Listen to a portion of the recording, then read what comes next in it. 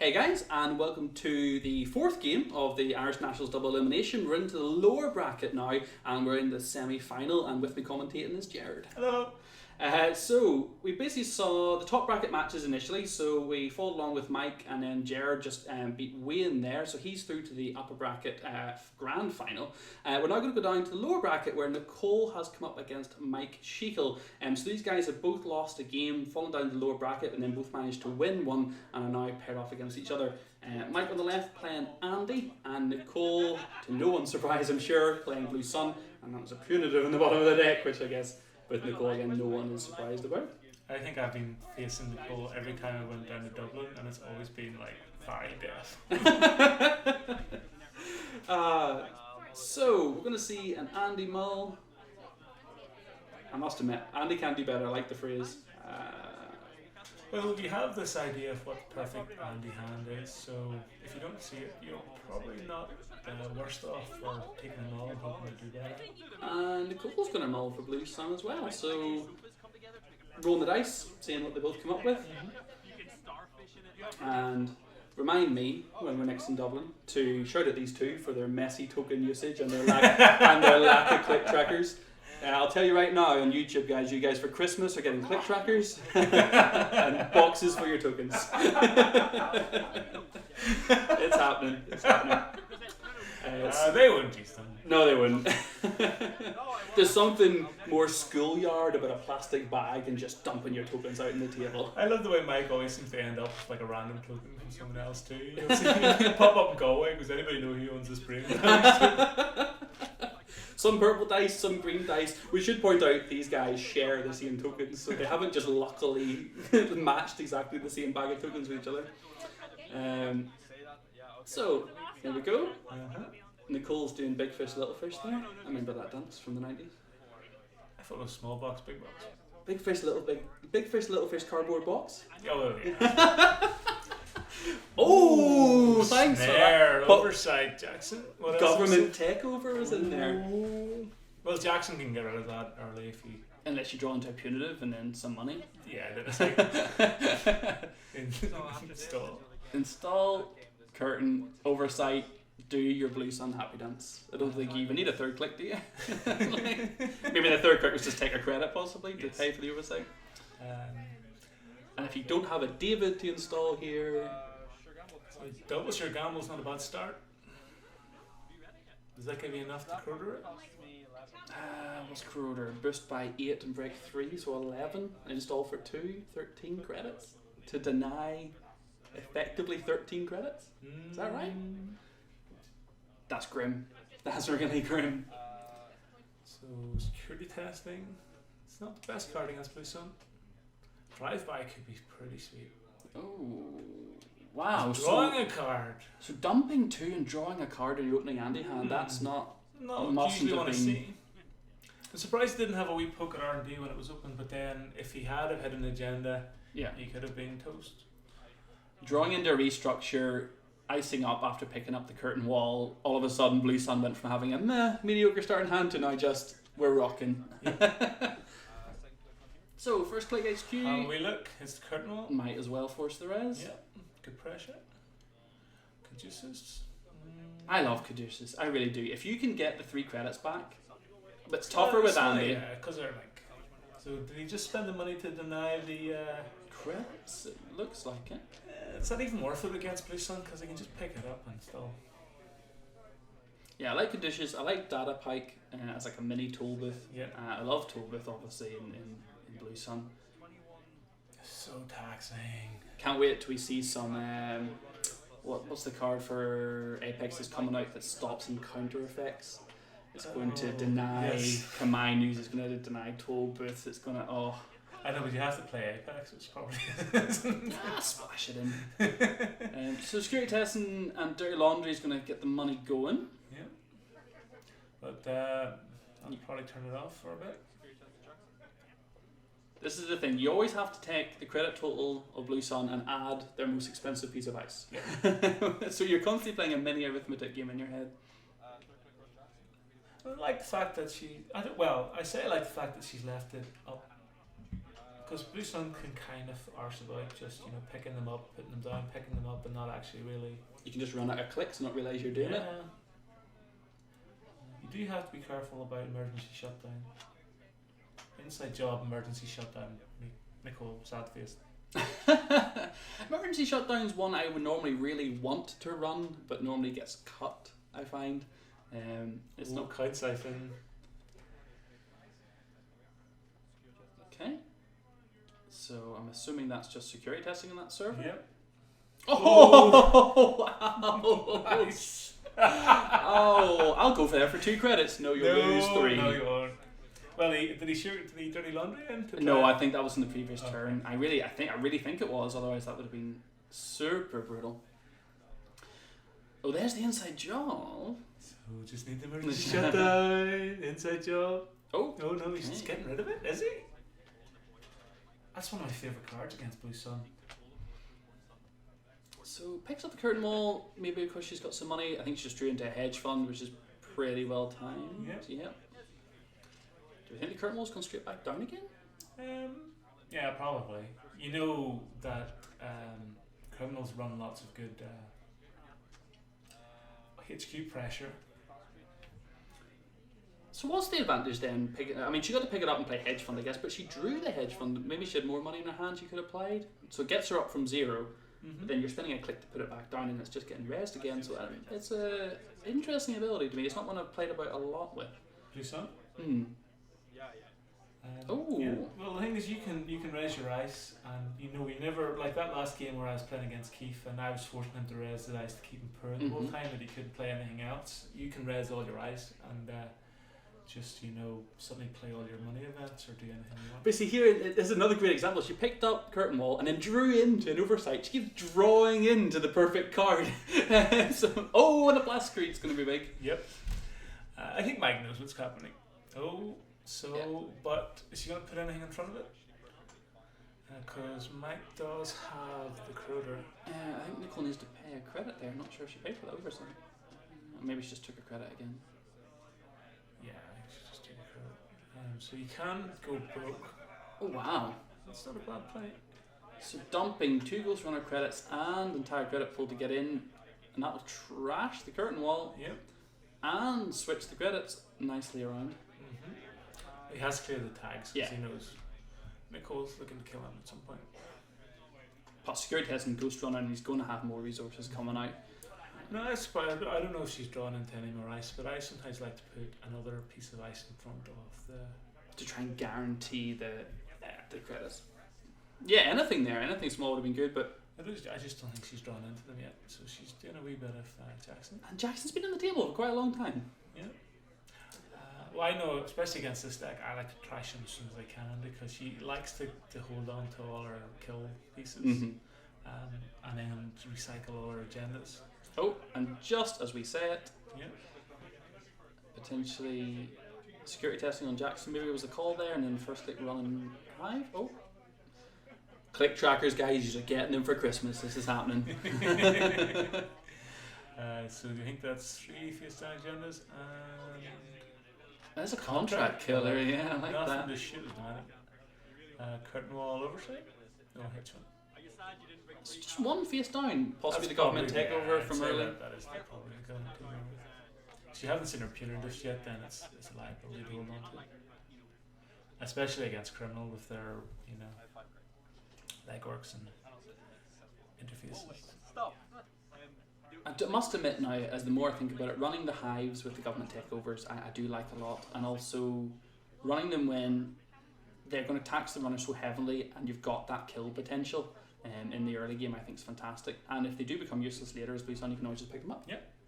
There's no downsides. Yeah, I like it. And they're so good against Lady. Was it 5 subs? Yep, at the start. Oh, 3 counters is absolutely sick. So in Andy's hand, we've got a refractor, inside job. That drive-by is still sitting there. So what do you think Andy's plan at the minute is? Just get set up and try to keep ahead in credits? Yeah, I think that's the trickiest thing. So I think security testing went in the bin there. There's a Desperado in hand, but there's currently no easy way to make that run economy. I know when I played against Nicole earlier, I don't think I actually installed Desperado towards the end. I didn't think I was going to get 3 more successful runs to make it pay off. So yeah, and Mike's just drawing into more run economy, which is just not really what he wants. So Crowder's breaking high for 6. That is horrible. Ugh. Well, I think this is the stealth Andy, so normally he's just using stealth credits to break through, you know, most of the taxing stuff for no real money, but against a buyer heavy Blue Sun, it's just horrible. Yeah, I don't think I've ever seen anyone running Black Cat, the stealth fractor. I don't think I've ever seen it. Paul ran it once last week. I had to look to see what it does. Shout out to new Netrunner players building awesome decks that keep us on our toes. So yeah, it's cat and mouse, isn't it? You don't want to get too aggressive. Oh, fun away at drive by. So what would you expect asset or upgrade wise out of Blue Sun? I think Nicole is running private contracts. So she can install it, click it a few times, pick it back up. Oh wow, yeah, and I suppose you've always got the chance of that one-off Adonis that they try and make money off all game. I don't think she runs Adonis as well, because she spends a lot of the influence on the mid-seasons and Seasource, I think. We did see the snare in the opening hand. Snares and Togas. It's very taxing. I think Mike's doing a lot of thought here, and I think I'm also looking at Andy going, I don't see a great solution right now. He hasn't seen any of his like Earth Rises or his Katie Jones or anything that's kind of going to help him. Well, Katie Jones would be the best card to keep your head above water in this matchup, and I think you kind of just have to draw really, really aggressively. Like he's got sitting on 2 dirty laundries there, and I don't know if you're ever going to get a chance to play either of them. I'd probably just ditch them and dig for a more non-run based. I must admit, I know fine rightly if I was playing this game, I'd be holding on to those dirty laundries like there's no tomorrow, but you should dump them, yeah, I feel. So install, advance. Are we saying agenda? Yes. Okay. So runner on 8 credits, 2-bit device, one which we can probably safely assume is a toll booth. 1 stealth credit currently. So Refractor is not going to be doing. Oh, what a horrible draw. I think you probably just have to let this one get up. You just need to build up your board state and build up your money. He's going to have a look, is he? So I think you really would loathe to see this being like a cleaners or a high risk investment. Anything that helps that money or kill potential, I think you would just hate to see. Well, I'm pretty much sure that the agendas in Nicole's deck are 3 the cleaners, 3 high risk investments. Government takeover? 7? Is it 6 days? Is it only you need 6 for the 6 and 12, 8. So there must be 2 points maybe somewhere. No, because you, 9, 6 and 6. Yeah. So I don't know whether she's going 3 the cleaners or 3 the high risk investments. But it's gonna get advanced. And it's the cleaners. So that kind of makes 1 plus Greek look a wee bit silly. I'm really feeling for Mike here. Is that actually another dirty laundry? Yeah, he needs to get rid of those dirty laundries and just dig. I think he is running Katie Jones, isn't he? Okay, all of a sudden though the hives are now 3 subroutines more porous. So So here we go. With security testing, if you even use 1 each turn to take advantage of archive security testing, you're making it's 1 to boost, 2 to break, so 3 credits in. You're netting 3 credits. It's not bad for a click still. It's not really what you want, but at least so I like that. I like that he's kept them. I guess maybe he's 1 step ahead of me and thought the agenda will come, then I'll burst my economy a bit. Still thinking, looking at that hand, not a lot of options. Just has to draw, doesn't he? Yeah, he hasn't seen any of the cards in the order he wanted. Is there a count save him? Well, that's very much live. Mm-hmm. So, is Nicole here? Do you think you start picking up the hives now, or do you think you'll try and get more use out of them? It depends on what ice you've got in your hand. Depends if you have any more ice. Like put another layer of ice down in either of those 2 servers, kind of, shut off the security testing again. Well, like the security testing by itself isn't enough. These guys are playing their hands very close to the chest, which I like, but from a commentator point of view, it makes life hard. Can't see anything when Nicole's up. Is that a June bug? That looked like a June bug. Wow. Is now the time to play it though? Yeah, so well, I'm not the best with traps, but yeah. Oh, did it just get trashed? I think looks like account 7 click 1 coming out. Yeah, with regards to traps, it's finding that balance between making them think it's an agenda while knowing that they can get in. It's finding that nice even balance that I really struggle with. Well, the minute I think her probably scoring server is pretty much impregnable without a switchblade, but he's got switchblade in hand, but he doesn't have any of the pieces to fuel it yet. He's just got one stealth credit, haven't seen any cloaks, haven't seen silencers. Has managed to swing the money back just a little bit into the favour though, when you don't consider the pickup thanks to that account siphon. And I think, do you have another account siphon in hand? No, Desperado, Switchblade, Earthrise. Still got one more, yep, so he's 3 more credits.